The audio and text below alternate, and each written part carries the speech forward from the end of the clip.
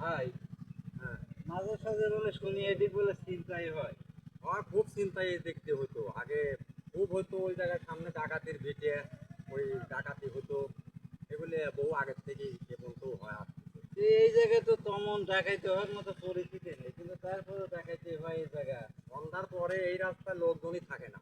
ওই দুই একজন যাবেন লাগলে পারেই ওই দেখা যায় কোন দিনে আসে লোকজন আসিয়ে হলো চিন্তাই করে যা থাকে সব দিয়ে চলে যায়।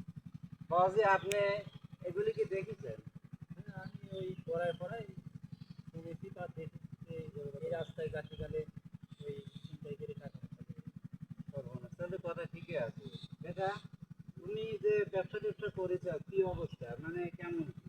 বহুদিন আগে তো শুনছি এই রোডের চিন্তাই হয়। তারপরে ওখানে ডাকাতের ভিটে আছে বহুদিনকার মানে রাস্তাঘাটে হয়। মানে এদিকে এরকম লুটপাট বেশি মাত্রা হয়। ভাই, আপনি যখন গাড়ি নিয়ে আসেন তখন পরিস্থিতি কি? আমার তো গাড়ি শুনেছি তো বহুত চিন্তাই গাড়ি হয়, ডাকাতি ভিটে টিটে দিয়ে চিন্তাই গাড়ি করে। তার মানে রাস্তা ব্যারিকেড দিয়ে সবকিছু তৈরি করে নিয়ে মানুষের খালি করে ছেড়ে দেয়। খালি রয়েছে। আসলে এই জায়গাটা খুব ভয়ঙ্কর জায়গা। আমরা দেখতে পাচ্ছি চারদিক দিয়ে ফাঁকা জায়গা, বিল টিল ইত্যাদি বাড়িঘর কোনো জায়গায় নাই। আর এই রাস্তায় চলা এত রিস্ক, মানে কোনো গাড়ি ঘোড়া যদি গেলে রাত করে যাবেন লাগে, টাকা পয়সা কাজে নেয়।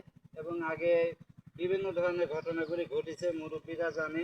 আর এই বিষয় নিয়ে আপনারা যখন আসবেন তখন নিজে সতর্ক করে দেখে শুনে তারপর আসবেন। টাকার নাম তুলেন না। আর এই জায়গাটা,